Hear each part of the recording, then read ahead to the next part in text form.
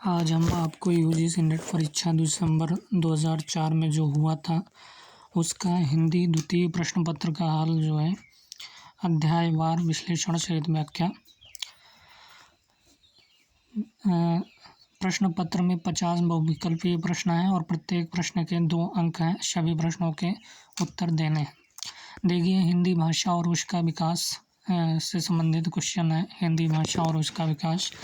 पहला क्वेश्चन है कि मैथिली का विकास किस अपभ्रंश से माना जाता है?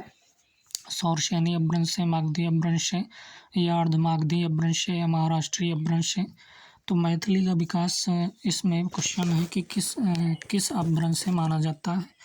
तो मैथिली का विकास जो है मागधी अपभ्रंश से माना जाता है। मैथिली का विकास किससे माना जाता है? मागधी अपभ्रंश से हुआ। हिंदी भाषा तथा उसकी बोलियों का विकास अगर देखें तो सौरसेनी अपभ्रंश में जो है उपभाषा पश्चिमी हिंदी आती है और इसमें बोली कौन कौन सी हैं? तो खड़ी बोली है पश्चिमी हिंदी में। खड़ी बोली कौरवी जिसे कहा जाता है, ब्रजभाषा है, हरियाणवी या बांगरू भी आता है पश्चिमी हिंदी में, और बुंदेली, कन्नौजी, ये सभी जो हैं पश्चिमी हिंदी में आते हैं। और अपभ्रंश कौन सा है? सौरसेनी है। अगर पहाड़ी में देखें तो कुमाऊनी, गढ़वाली, नेपाली आता है, गुजराती।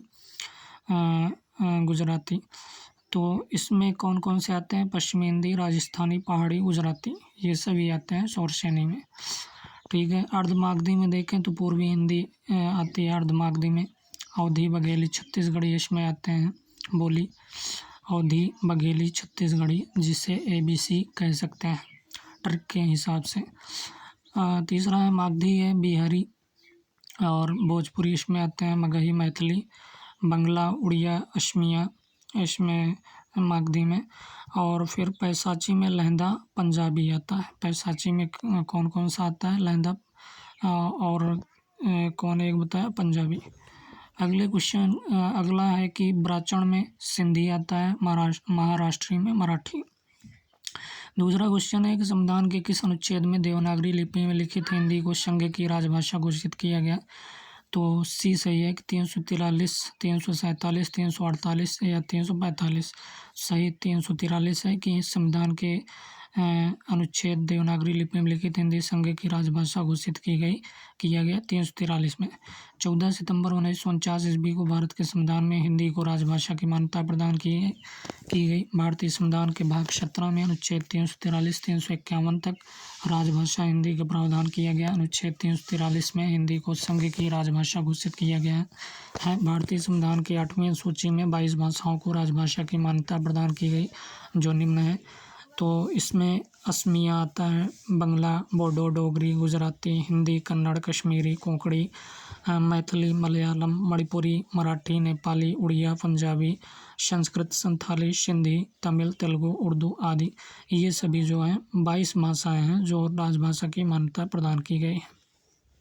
तीसरा क्वेश्चन है कि दक्षिण भारत हिंदी प्रचार सभा मद्रास की स्थापना किसने की?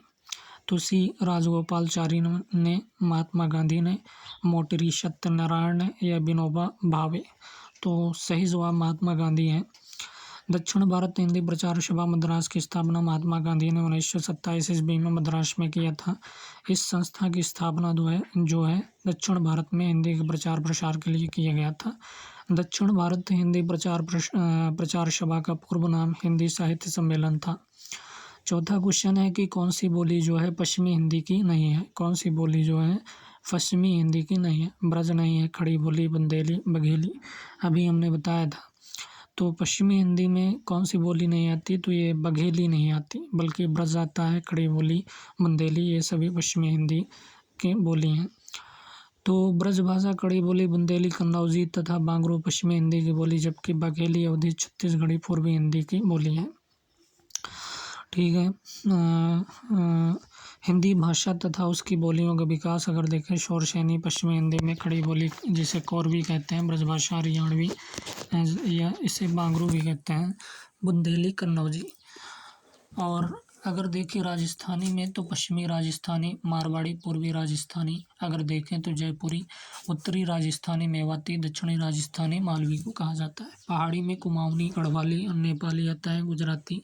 अर्धमागधी में अगर देखें तो पूर्वी हिंदी, अवधी, बघेली, छत्तीसगढ़ी, मागधी में बिहारी, बिहारी में भोजपुरी, मगही, मैथिली आता है। बंगला, उड़िया, असमी आता है। पैशाची में अगर देखें तो लहंदा, पंजाबी आता है। ब्राह्मण में सिंधी, महाराष्ट्री में मराठी। 5वें क्वेश्चन की बात करेंगे कि निम्नलिखित में से कौन सी बोली पूर्वी हिंदी की नहीं है। तो अवधी, बघेली, छत्तीसगढ़ी तो है, मालवी मालवी नहीं है। तो मालवी राजस्थानी भाषा की उपबोली है जिसे दक्षिणी राजस्थानी के नाम से बोलते हैं, जबकि अवधी, बघेली, छत्तीसगढ़ी आदि पूर्वी हिंदी उपभाषा की है। तो अपभ्रंश जो है शौरसेनी है। और पश्चिमी हिंदी में खड़ी बोली कोरबी, ब्रजभाषा, हरियाणवी या बांगरू, बुंदेली, कन्नौजी आते हैं। राजस्थानी में पश्चिमी राजस्थानी, मारवाड़ी, पूर्वी राजस्थानी में जयपुरी आती है। उत्तरी राजस्थानी में मेवाती, दक्षिणी राजस्थानी में मालवी आता है। पहाड़ी में कुमाऊनी, गढ़वाली, नेपाली आता है। गुजराती।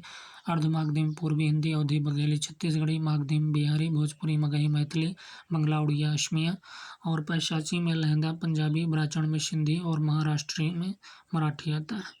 6वां क्वेश्चन है कि ब्रजबोली का प्रयोग कहाँ होता है। बिहार में, ब्रज क्षेत्र में, उड़ीसा में, बंगाल में। कहाँ पर होता है ब्रजबोली का प्रयोग। तो ब्रजबोली का प्रयोग जो है बंगाल में होता है। ब्रजबोली बंगाल की क्या है, एक उपबोली है। बिहार की उपभाषा बिहारी हिंदी है। इसके अंतर्गत उपबोली भोजपुरी, मगही, मैथिली आती है। तो ब्रजबोली का प्रयोग कहाँ होता है, तो हमने बताया बंगाल में।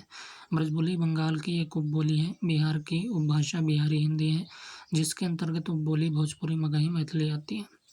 अब देखिए हिंदी साहित्य का इतिहास से क्वेश्चन हम करेंगे। तो पहला नंबर 7वां नंबर है कि कीर्तिलता जो है किस भाषा की रचना है।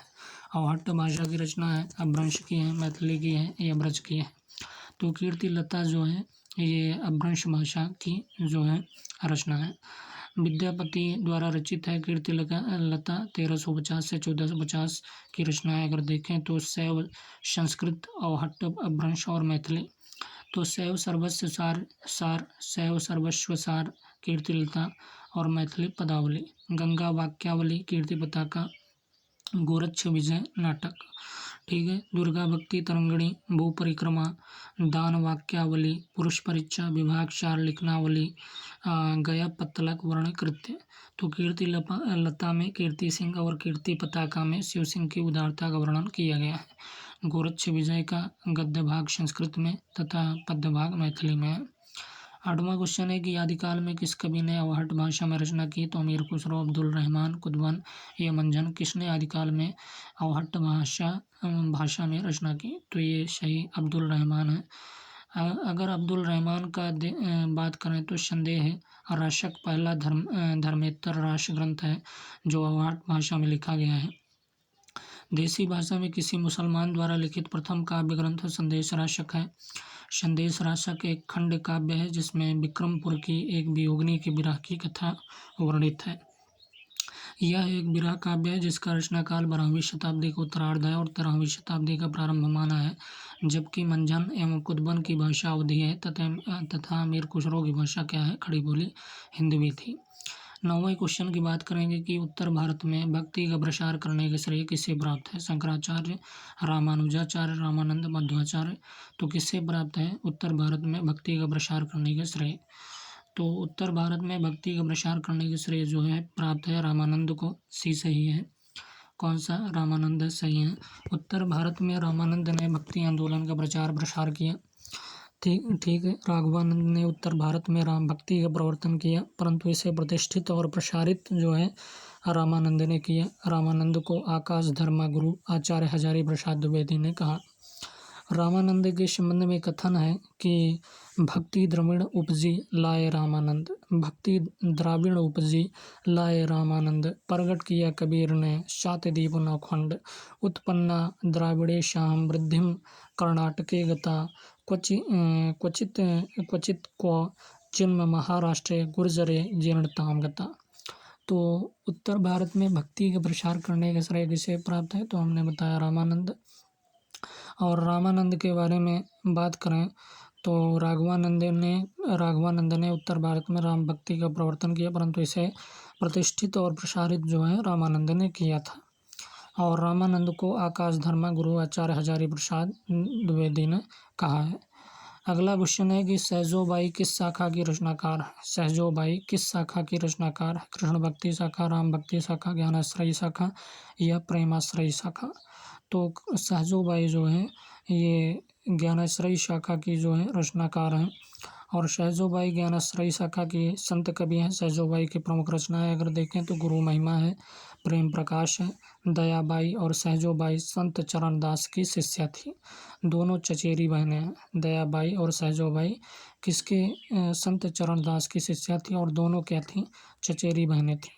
नोट क्या है, सन 1962 ईस्वी में सहजोबाई की रचनाओं को बेल्वेडियर प्रेस द्वारा सहज प्रकाश नाम से प्रकाशित किया गया। और इनकी रचनाएं, प्रमुख रचनाएं गुरु महिमा, प्रेम प्रकाश है। अगला 11वां क्वेश्चन है कि उज्ज्वल नीलमणि के रचयिता कौन है। रूप गोस्वामी है, वल्लभाचार्य, विट्ठलनाथ, मध्वाचार्य। तो उज्ज्वल नीलमणि के रचयिता कौन है भैया। तो उज्ज्वल नीलमणि के रचयिता जो है रूप गोस्वामी हैं।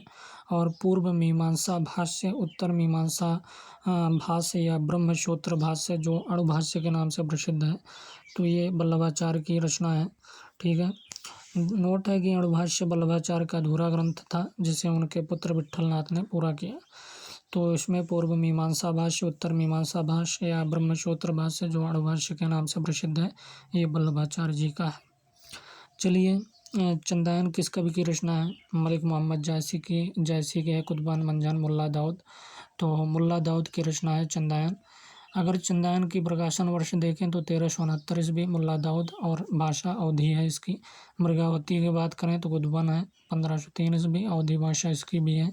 मधुमालती की बात करें तो मंजन ग्रंथकार हैं और 1945 ईस्वी में ये भी अवधी है, मधुमालती के भी रचनाकार। पद्मावत की बात करें तो जायसी 1540 ईस्वी, अवधी भाषा में। ये सभी रचनाएं सूफी प्रेम मार्गी शाखा के कवियों का प्रेमाख्यान काव्य ग्रंथ है। अगले क्वेश्चन की बात करेंगे तो अगला क्वेश्चन 13वां है कि हिंदी भाषा के मानकीकरण का सचेष्ट प्रयास किस पत्रिका में किया गया है। सरस्वती में, आनंद कादम्बरी में, सुदर्शन, हिंदी प्रदीप में। तो हिंदी भाषा के मानकीकरण का सचेष्ट प्रयास जो है सरस्वती पत्रिका में किया गया था। हिंदी भाषा के मानकीकरण का सचेष्ट प्रयास जो है सरस्वती पत्रिका के माध्यम से प्रारंभ होता है। सरस्वती की स्थापना जो है काशी में सन 1900 ईस्वी में चिंतामणि घोष द्वारा शुरू किया गया था। सरस्वती की स्थापना जो है काशी में सन 1900 जो है ईस्वी में चिंतामणि घोष द्वारा शुरू किया गया था। पुनः सरस्वती इलाहाबाद से प्रकाशित होने लगी। सन 1902 में इसके संपादक श्याम सुंदर दास थे तथा 1903 ईस्वी में इसके संपादक महावीर प्रसाद द्विवेदी बने। सरस्वती क्या है, एक मासिक पत्रिका थी।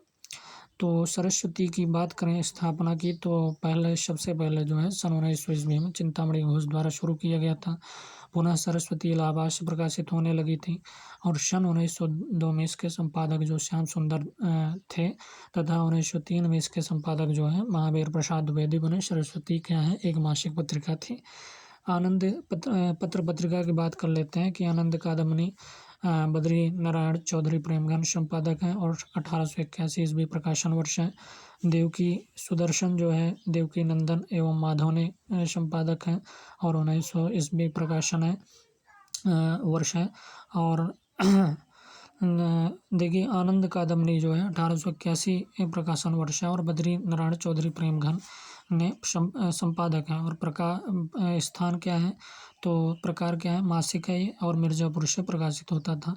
सुदर्शन की बात करें तो 1900 ईस्वी और देवकी नंदन एवं माधव दो लोगों ने किया था, संपादक थे और मासिक है ये और ये काशी से प्रकाशित होता है। हिंदी प्रदीप की बात करें तो 1877 ईस्वी और बालकृष्ण भट्ट ने संपादक हैं और मासिक है, प्रयाग से ये जो है प्रकाशित होता था। कल्पना पत्रिका का प्रकाशन किस नगर से होता था। कलकत्ता, हैदराबाद, अहमदाबाद, इलाहाबाद।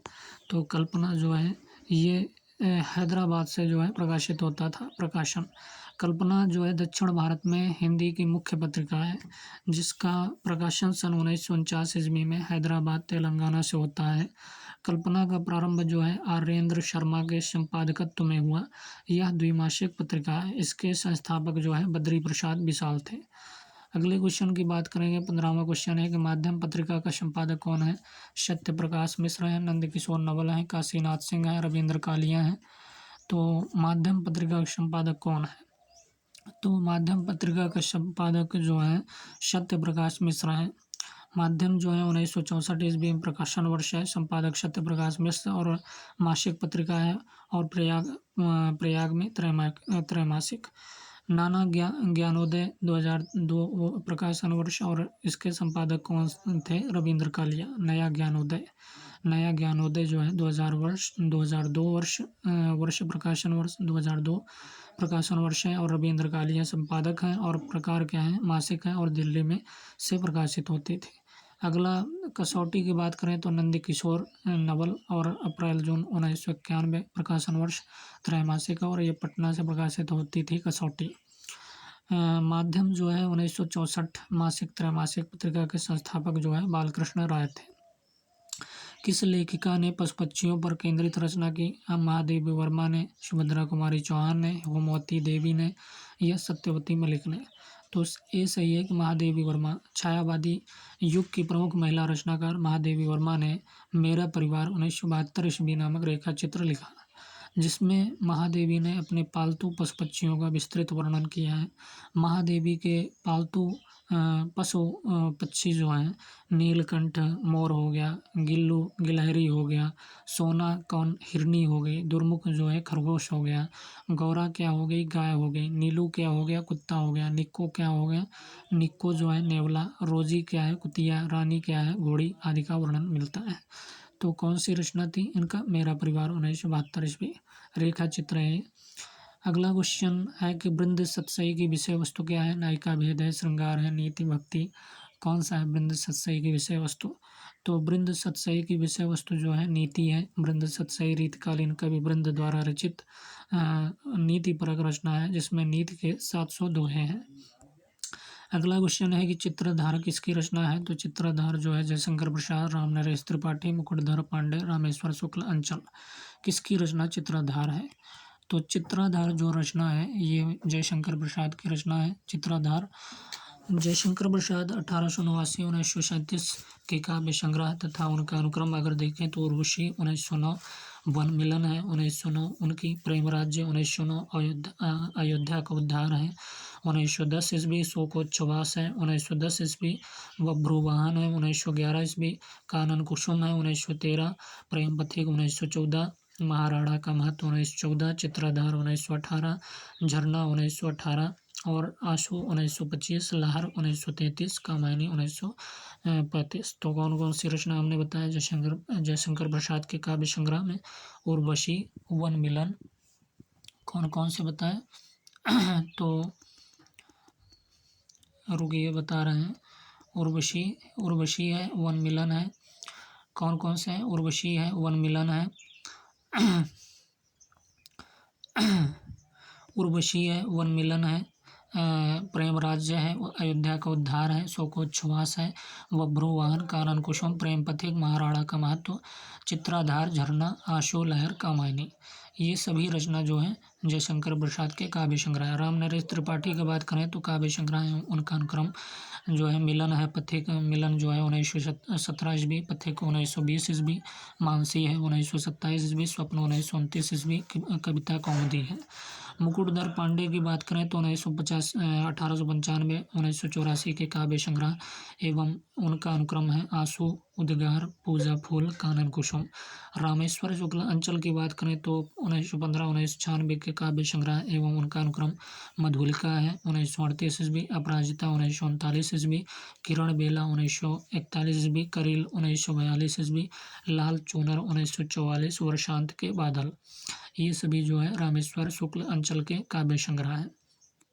19वां क्वेश्चन है कि भारतेंदु के अनुसार 19वां क्वेश्चन है कि भारतेंदु के अनुसार क्या है कि भारतेंदु के अनुसार कौन सा क्वेश्चन है? भारतेंदु के अनुसार हिंदी नई चाल में कब ढली? 1880 में, 1857 में, 1873 में या 1860 में? तो भारतेंदु के अनुसार हिंदी नई चाल में कब ढली? तो ये सी सही है कि 1873 में जो है भारतेंदु के अनुसार हिंदी नई चाल में ढली थी। तो भारतेंदु जी ने कालचक्र नाम की अपनी पुस्तक में नोट दिया है कि हिंदी नई चाल में ढली सन 1873 ईस्वी। स्रोत क्या है? हिंदी साहित्य का इतिहास, आचार्य रामचंद्र शुक्ल। और जो है अगर देखें 20वां क्वेश्चन है कि राम कथा पर आधारित काव्य कौन सा है? आत्मजयी है, अग्निलीक है, भूमिजा है, रश्मिरथी है। तो कौन सा है राम कथा पर आधारित काव्य, कौन सा है? तो ये भी सही है कि अग्निलीक जो है राम कथा पर आधारित काव्य है। तो अग्निलीक प्रकाशन वर्ष तो नहीं है, भारत भूषण अग्रवाल की रचना है अग्निलीक। और ये विषय वस्तु क्या है इसमें? राम काव्य का है। आत्मजयी की बात करें तो कुंवर नारायण इसके रचनाकार, 1965 में प्रकाशन वर्ष और प्रबंध काव्य है ये विषय वस्तु। भूमिजा की बात करें तो नागार्जुन काव्यकार है। और रश्मिरथी की बात करें तो 1952 प्रकाशन वर्ष और रामधारी सिंह दिनकर द्वारा रचित है और खंड काव्य है। ये विषय वस्तु क्या है? खंड काव्य है। 21वें क्वेश्चन की बात करेंगे कि हिंदी साहित्य की गद्य विधाएं। सेठ बांकीलाल किसकी रचना है? सेठ बांकीलाल किसकी रचना है? तो सेठ बांकीलाल जो है रचना पांडे बेचन शर्मा उग्र की है, यशपाल, अमृतलाल नागर, भगवती चरण वर्मा। तो सेठ बांकीलाल किसकी रचना है भैया? तो सेठ बांकीलाल जो है अमृतलाल नागर की रचना है। अमृतलाल नागर के उपन्यास अगर देखें तो महाकाल है 1947, सेठ बांकीलाल 1955, बूंद और समुद्र है 1956, शतरंज के मोहरे हैं 1959, सुहाग के नूपुर है 1960 ईस्वी, अमृत और विष है 1966 ईस्वी, सात घूंघट वाला मुखड़ा है 1968 ईस्वी, एक दिन नैमिषारण्य है 1972 ईस्वी, मानस का हंस है 1972 ईस्वी, नाच्यों बहुत गोपाल 1978 ईस्वी, खंजन नयन है 1981 ईस्वी, बिखरे तिनके हैं 1982 ईस्वी, अग्निगर्भा है 1983, करवट 1985 और पीढ़ियाँ 1990। यशपाल की बात करें तो यशपाल के उपन्यास दादा कामरेड है 1941, देशद्रोही है 1943 ईस्वी, दिव्या है 1945 ईस्वी, पार्टी कामरेड है 1946, मनुष्य के रूप है 1949 ईस्वी, अमिता है 1956 ईस्वी, झूठा सच भाग 1 1958, भाग 2 1960 में, और 12 घंटे जो है 1962 में, अप्सरा का श्राप जो है 1965 ईस्वी, क्यों फंसे 1968 ईस्वी, मेरी तेरी उसकी बात 1974 ईस्वी। ये सभी हैं। कौन कौन से? दादा कामरेड, देशद्रोही, दिव्या, पार्टी कामरेड, मनुष्य के रूप, अमिता, झूठा सच भाग 1 और भाग 2, 12 घंटे, अप्सरा का श्राप, क्यों फंसे, मेरी तेरी उसकी बात। पांडे बेचन शर्मा उग्र के उपन्यास की बात करें तो चंद हसीनों के खतूत है 1927 ईस्वी, और दिल्ली का दलाल है 1927 ईस्वी, बुधवा की बेटी है 1928 ईस्वी, शराबी है 1930 ईस्वी, सरकार तुम्ही आँखों में, तुम्हारी आँखों में तो 1937 ईस्वी, चॉकलेट है 1927 ईस्वी, जी जी जी 1937 ईस्वी, फागुन के 4 दिन 1960 ईस्वी, जुहू है 1963 ईस्वी। भगवती चरण वर्मा के उपन्यास की बात करें तो पतन है इनकी 1927 ईस्वी, चित्रलेखा है 1934 ईस्वी, 3 वर्ष 1936 ईस्वी, टेढ़े मेढ़े रास्ते 1946 ईस्वी, आखिरी दांव है 1950 ईस्वी, अपने खिलौने 1957 ईस्वी, भूले बिसरे चित्र 1959, वह फिर नहीं आई 1960 ईस्वी, सामर्थ्य और सीमा 1962, थके पाँव 1963, रेखा 1964, सीधी सच्ची बात 1968, सब ही नचावत राम गोसाई 1970, प्रश्न और मरीज का 1973।